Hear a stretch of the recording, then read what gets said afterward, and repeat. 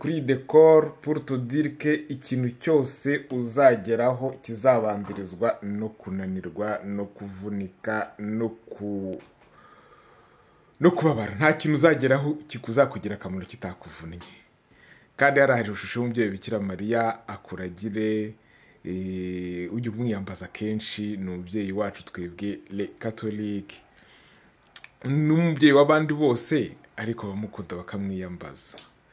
Icyanyuma rero tu es un miracle de Dieu, wavutse kubw'igitangaza. Turacyabyibuka, twari twabisabye Imana, abantu bose basenga. Mara yararwaye hypertension, operation yo kumubaga by'abaganga batinye witwa Salomon, bari wiyangaja, niyo mpamvu witwa Salomon.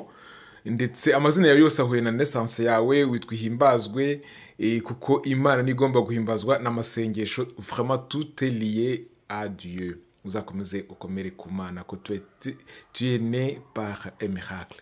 Ngiye sino naguhaye gizana kwise ni miracle de Dieu. Merci. Ti ujya utugirira ka audio kadukorera ibintu byiza, twe twabuze icyo dukora kuko ça nous dépasse, kuko wowe ubikora gihanga cyane.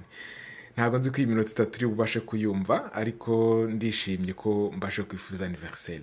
Icyanyuma abantu bari bukubwire n'ukuri kugenda umugabo. Ubu ngubu none na leta yagushyingira. Imyaka ugize wagiye uyigira abantu, ndetse njye wagize nkiri muri secondaire, ariko Robert mu university agira nka 21, Clarissa yari yarangiye secondaire, Pierrette yari déjà mariée, Fidélité yari afite déjà fiancé ari mu université, Bertrand yari akiri kwiga, Mireille akiri kwiga mu université. Tuva nawe ujye kujya mu université.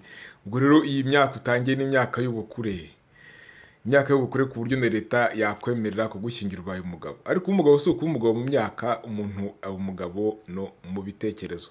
Nzabizi kugenda ufite ibitekerezo byiza kandi bikomeye. Ubwo rero ni iminota mike cyane mfite, ariko ntago nari kubura kukwifuriza anniversaire mu gihangano gito nk'iki ngiki. Ujya anniversaire ushimira ababyeyi bakwibarutse, abagukunda, kandi uyu munsi ni umunsi utakwibagirwa. Ejo uzajya ku ishuri, uzagira amasomo meza. Merci encore une fois.